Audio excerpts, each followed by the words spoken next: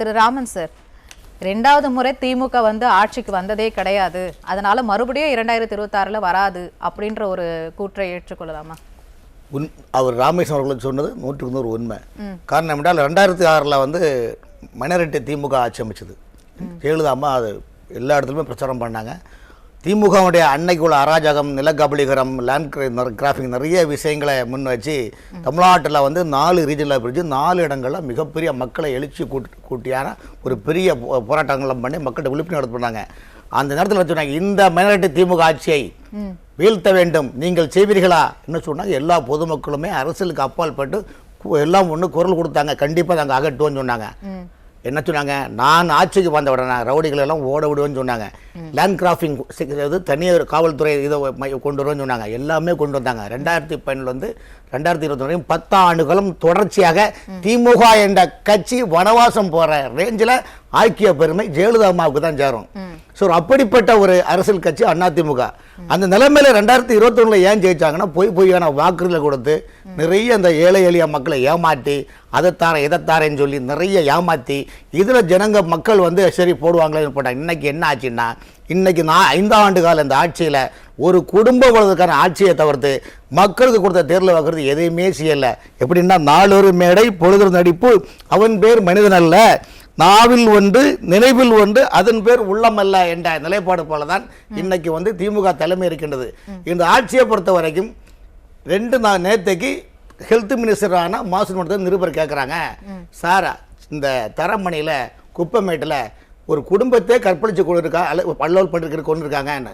அமைச்சர் கேட்குற, அப்படியா என்ன பக்கத்தில் சென்னை மாநகராட்சியுடைய தெற்கு டிசி ஆர்டிசி ஐஎஸ் நிற்கிறாரு. அவர்கிட்ட அவங்க சொல்கிற உண்மையானு ஒரு ஆர்டிசி காதில் குசுன்னு சொல்லுவார். அப்படியே அது காவல் நிலையம் புகார் கொடுத்து ஆர்டிசி எங்க ஆர்டிசிக்கு, அதாவது மாநகராட்சி ஆர்டிசிக்கும் அதுக்கு என்ன சம்பந்தம் இருக்குது? குப்பை மாநகராட்சி பராமரிக்குது, ஆனால் சட்ட ஒழுங்கு பராமரிக்க அந்த துறை அமைச்சராக பார்க்கணுமா என்றதான் அந்த அமைச்சருக்கே தெரியல. அவர் ஏதோ போதையில் இருக்கிற மாதிரி, ஏன்னா ஏற்கனவே போதையில் உலா வரக்கூடிய போதையே இல்லைன்னு சொன்னது அவர் தான். ஆனால் போதையை வியாபாரம் பண்ணக்கூடிய பல விஐபிட்டு அவர் கட்சிக்காரர் அவர் தான் ஃபோட்டோ எடுத்து யார் அந்த சார் யார் அந்த தம்பி கிட்ட கதாநாயகர் அவர் சொல்றாரு. அப்படி சம்பவம் நடந்தா கேட்டா, ஒரு சென்னை தலைநகர் சென்னையிலே 3 கொலையை நடந்ததே தெரியாமல் ஒரு அமைச்சர் சென்னையில் இருக்கின்றார் என்றால் இதற்கு மேல இதை விட இன்னொருத்தர் கேளுங்க. நகர்ப்புற அமைச்சர் கே நேரு அண்ணன் அக்னேஸ்வரன் தெரியும், நேற்றுக்கு ஈவினிங் பேப்பர்ல சொல்றாரு, தமிழ்நாட்டில் உள்ள பெண்கள் நீண்ட கீழ்வரிசையில் திமுக ஆட்சியை தான் நாங்கள் மீண்டும் ஓட்டு போடுவோம்னு சொல்றேன்னா, எங்க புழுக வேண்டியதாங்க. அண்ட புழுகு ஆகாச புழுகம் புழக்கூடாது. நான் நேருட்ட 100 கேள்வி கேட்கிறேன், ஆனால் ஒரு கேள்வி படிச்சு வர, சென்னை மாநகராட்சி 200 வார்டு, தலைநகர் கேபிட்டல் சிட்டி சென்னை மாநிலத்தில் 200 வார்டில் 3 ரீஜனல் 15 மண்டலம் 200 வார்டு இருக்கின்றது. இங்கு உங்களுடைய நகர்ப்புற அமைச்சரவைக்கு இங்க யார் பிஎம் தெரியுமா? முழுக்க அந்த அமைச்சருக்கு சொந்த தம்பி நடத்தக்கூடிய நிறுவனத்தில் உள்ள ஆட்களை போட்டு வசூல் பண்ணி சாப்பிடுறீங்களே. தமிழ்நாட்டில் இருக்கிற 25 மாநகராட்சியிலையும் 138 நகராட்சியிலையும் 490 பேராட்சியிலையும் இன்னைக்கு நிர்வாகம் சீரழிந்து நிர்வாகம் நடத்த முடியாத மொத்த நிதிகளையும் கொள்ளையடித்து போய் கொண்டிருக்கிற நகர்ப்புற அமைச்சர் சொல்றாரு, நாங்க ஆட்சி வரணும், இவனை நம்புவன புழுக வேண்டியதான். ஓரளவுக்கு நீங்க புழுகுங்க. இன்னைக்கு மத்திய அரசு எதிர்ப்பலை இருக்கு திமுகவுக்குன்றது ஓரளவுக்கு மக்களுக்கு தெரிய வந்துவிட்டது. அப்படின்னாலுமே இந்த கூட்டணி அப்படின்றது 2026 தேர்தலில் பலம் வாய்ந்ததா இருக்குமா திமுகவுக்கு? நிச்சயமாக. ஒரு விஷயங்களுங்க, தமிழ்நாட்டினுடைய மக்கள் 100% மக்கள் இந்த ஆட்சியை வீட்டுக்கு அனுப்பணும் சொல்லிட்டாங்க. 2வது பாரத பிரதமர் மாண்புமிகு பாரத பிரதமர் மதுராந்தகத்தில் வந்த இந்தியா கூட்டணியிலே என்ன சொல்லிருக்காரு, இந்த ஆட்சி ஒரு சிஎம்சி ஆட்சி, கரப்ஷன் மாஃபியா கும்பல், இந்த கும்பலை அப்புறப்படுத்த தமிழ்நாட்டு மக்கள் ஒருங்கிணைந்து செயல்பட வேண்டும் தெளிவா சொல்லியிருக்கிறாங்க. அந்த அடிப்படையில் நீங்க பார்க்கும்போது ஆட்சி மாற்றம் உறுதி மட்டுமல்ல, தமிழகத்தினுடைய அரசு ஊழியர்கள், கடைநிலை ஊழியர்கள், நடுத்தர ஊழியர்கள் இவங்க எல்லாம் இனிமேல் இந்த ஆட்சியை ஒழிச்சு கட்டணும். காரணம் என்னென்றால், இவர்கள் உள்ளாட்சி பிரதிநிதிகள் மக்களை சந்தித்தால் ஓட்டு கிடைக்கான்னு சொல்லி அரசு இயந்திரங்களை தப்பாக பயன்படுத்தி அங்க மனு வாங்குறேன், அதை வாங்குறேன், இது வாங்குறேன், ஆத்துக்குள்ள கொண்டு மக்களிடம் மனுவை வாங்கி ஆத்துல கொண்டு வீசுறாங்க.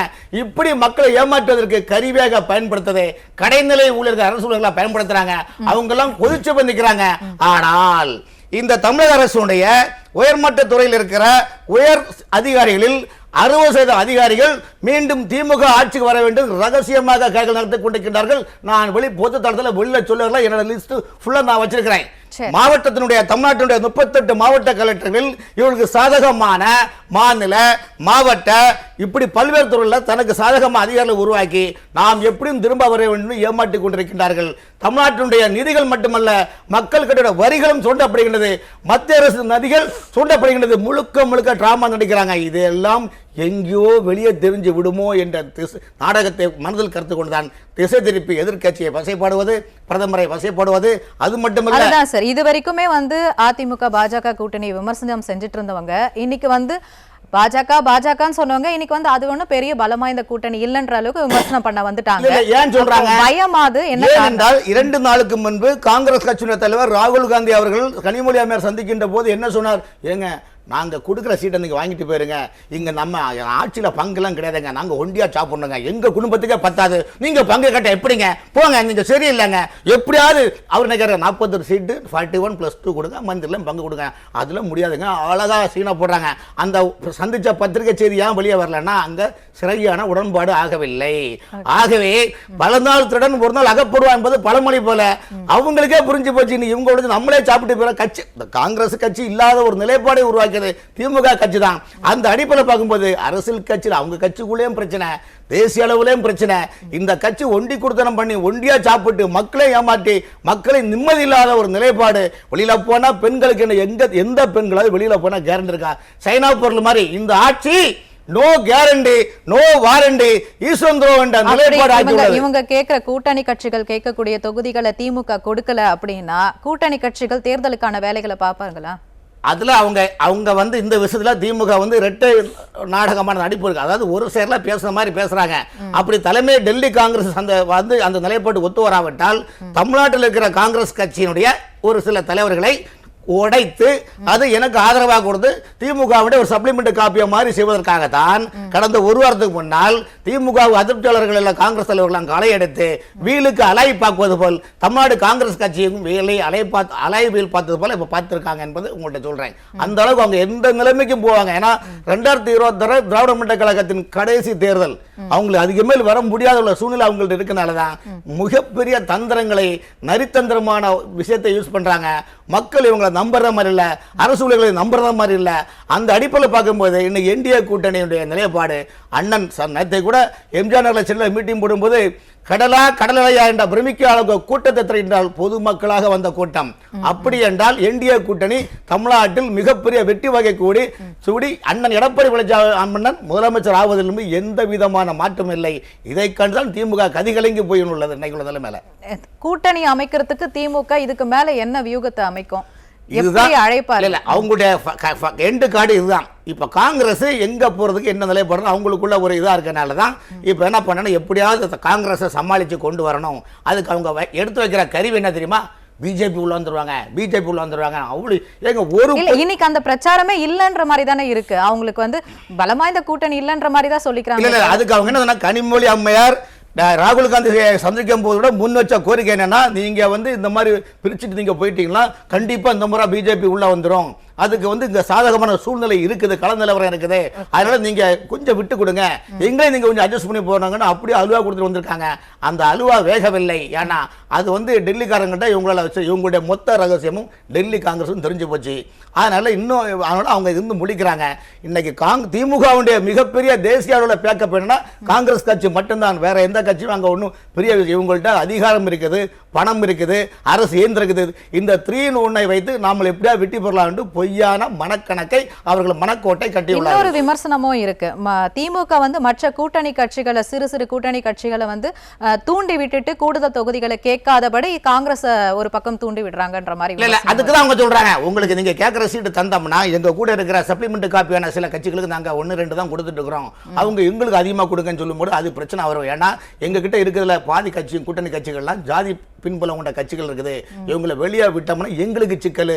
நாங்களே நித்தங்கண்டம் பூர்ணாயுசு மாதிரி நிலைமையில ரன்னிங்ல இருக்கனால நீங்களும் கொஞ்சம் அட்ஜஸ்ட் பண்ணி போல நிலைப்பாடு அவங்க சொல்றாங்க. இப்படி ஆளும் கட்சியா இருந்துகிட்டே இவ்வளவு பெரிய ஒரு கூட்டணியை கட்டமைக்க முடியாத நெருக்கடியில திமுக இருக்கு அப்படின்னா இப்ப அதிமுக பலம் வாய்ந்த கூட்டணி. அதுக்கு காரணம் என்னன்னா, திமுக 5 ஆண்டு கால இந்த ஆட்சி என்பது பாத்தீங்கன்னா முழுக்க முழுக்க ஒரு குடும்பத்துக்கு வாழ்வதற்கான ஆட்சிங்க. நீங்க நிறைய எடுத்து பாருங்க. மத்திய அரசு கொடுத்த நிதி, உலக வங்கியில் 5 லட்சம் கோடி கடன் வாங்கியிருக்காங்க. இப்படி பல நிதிகளும் மக்களுக்கு எந்த திட்டம் கொண்டு வரலையா? இன்னைக்கு வரைக்கும் பாத்தீங்கன்னா தேர்தல் நெருங்கின்றது. டிசம்பர் ஜனவரி இன்னைக்கு 31 முடியுது. இன்னும் 2 நாளுக்குள்ள புது பில்டிங் திறந்து வைக்கிறாங்க. பிப்ரவரி 15ஆம் தேதிக்குள்ள மொத்த டிரான்ஸ்ஃபர் போட்டு காசு அடிக்கிறதுக்கான கட்டமைப்பு திமுக ஏற்பாடு செய்துள்ளது. 2021 இருந்த அந்த கூட்டணி இன்னைக்கு பலம் வாய்ந்ததா இருக்கா இல்லையா? சுருக்கமா சொல்லிருங்க. எந்த கட்சியில சொல்றீங்க? திமுக பொறுத்தவரை 2021 மனநிலை என்பது வேறு. அவங்கள நம்பி கூட்டணி கட்சிகளும் போனாங்க. இன்னைக்கு என்ன உண்மையிலே சொல்றேன், வெளிப்படையா சொல்றேன், திமுகல கூட்டணியில் இருக்க கம்யூனிஸ்ட் கட்சிகளும் சரி, அங்க இருக்க எந்த கட்சிகளும் சரி, 1-2 தலைவர் தவிர்த்து மீது யாருக்குமே சொந்த தேவையான கூட அவங்க பூர்த்தி செய்யல. அப்படி போய் இனிமேல் இவங்க கூட இருந்து என்ன புண்ணியம் சொல்லுங்க? நீங்க மட்டும் எத்தனை லட்சம் கோடிகள் நீங்க வந்து எல்லா டெண்டரும் மொத்தமா உள்ளூர்ல இருந்து வெளியூர் வரைக்கும் எல்லாமே பண்ணிட்டு இருக்கிறீங்க. இப்படி இருக்கும்போது இவர் கூட்டணி கட்சிகளை அவங்க மதிக்கிறது கிடையாது. காங்கிரஸ் கட்சியோட எம்எல்ஏக்களை அவங்க மதிக்கிறது கிடையாது. இந்த மாதிரி நிலைமையில எப்படி நாங்க உங்களோட பயணிக்க முடியும் என்ற கேள்வி. எப்படி இந்த ஊடக பிரச்சாரமோ ஊடக வெளிச்சமோ திமுகவுக்கும் திமுக கூட்டணிக்கும் பலமா இருக்குமா? ஊடகத்தை பொறுத்தவரையிலும் திமுக வந்து ஆட்சி அதிகாரம் என்ற நிலைப்பாடை வச்சு பயமுறுத்தி கொண்டு அவங்கள வந்து எப்படியாவது எனக்கு ஆதரவாக செயல்படுங்க என்று சொல்லி 2 நாளுக்கு முன்னால் பார்த்தீங்கன்னா பெர்சன்டேஜ் கூடுதல் சொல்லிட்டு முழுக்க ரெடிமேடு ஃபாஸ்ட் ஃபுட் மாதிரி செட்டப் பண்ணி அவங்க பிரச்சாரம் பண்ணுறாங்க. 2 பேரும் கடத்திட்டு போயிட்டாங்க. ஆமாம், இது வந்து மக்கள் நம்ப மாட்டாங்கிறாங்க. இன்னைக்கு மக்கள் இன்னைக்கு இதே பத்திரிகைக்காரங்க எத்தனை இடத்துல வந்து சமூக ஒரு ஆளுங்கட்சி எம்எல்ஏ பண்ணக்கூடிய மணல் கடத்தில் செய்தி எடுக்க போனால் அந்த செய்தியாளரை பிடிச்சி அடித்து கடத்தி கொண்டு எவ்வளோ விஷயங்கள் நம்ம நடந்திருக்குது. எதுக்கு நான் அந்த கேள்வியை கேட்டேன்னா, நீங்க பாயிண்ட்டுக்கு வந்துட்டீங்க. இப்ப கூட்டணி கட்சிகளை மிரட்டி உருட்டி வச்சிருந்ததா இருந்தாலும் பத்திரிகையாளர்களுக்கு தான் முழு கருத்து சுதந்திரமே இருக்கு. ஆனா அவர்களையுமே வந்து இப்படி அடக்கி ஒடுக்கக்கூடிய ஆட்சியில் பத்திரிகையாளர்களோ செய்தியாளர்களோ விஷுவல் மீடியாவோ பிரிண்ட் மீடியாவோ சமூக ஆர்வலர்களோ அல்லது ஆர்டிஐ கேட்டுக்கக்கூடிய சமூக ஆர்வலர் யாரு கேட்டாலும் அவருடைய வீட்டில் மலம் வீசப்படும், சாக்கடை வீசப்படும், பொய் வழக்கு வீசப்படும். அது சைனா பொருள் மாதிரி அவருடைய வாழ்க்கைக்கு நோ கேரண்டி நோ வாரண்டியான ஒரு நிலைப்பாடு உருவாகும். இன்னைக்கு நம்முடைய அக்னீஸ்வரனுடைய திமுகவுடைய ஊழலை வெட்ட வெளிச்சம் போட்டு காட்டுறது எப்படின்னா, mutton sukka, mutton tikka, mutton soup, mutton biryani, mutton fried rice மாதிரி அழகா போட்டு அப்படியே மட்டன் கடை மாதிரி தொங்க விட்டாருங்க. அவருடைய வழக்கறிஞர் அவரோட மனநிலை எந்த அளவுக்கு உள்ள பார்க்குறாருங்க. அந்த பத்திரப்பதிவு துறையில் பார்த்தீங்கன்னா அவர் சொன்ன உண்மை. காரணம் எல்லா அரசு துறையிலுமே அந்தந்த அமைச்சருக்கு பிஏக்கள் வந்து ஃபண்ட் வேணும் சொல்லிட்டு வசூல் பண்றாங்க. தமிழகத்தில் உள்ள 500க்கும் மேற்பட்ட பத்திரப்பதிவு உலகத்தில் 70% சப்ரிசர் கிடையாது. ஜூனியர் ஏஜென்ட்டை வச்சு ஆன்லைன்ல செட்டப் பண்ணி கோடி கடையில் கொள்ளையடித்து ஓட்டு கூட்டு குறிப்பான நிலைப்பாடு இந்த துறையில் உள்ளது என்றால் கைப்புண்ணுக்கு கண்ணாடி தேவையில்லை. ஆகவே அக்னிஸ்வரன் சொன்னது அனைத்தும் உண்மை தவிர வேறு எதுவும் இல்லை. சரி, தேர்தல் நெருங்க போகிறது. இன்னும் 2 மாதங்கள் கூட இல்ல. திமுக ஸ்ட்ராங் ஆகுமா வீக் ஆகுமா அப்படின்றத பொறுத்திருந்து பார்க்கலாம்.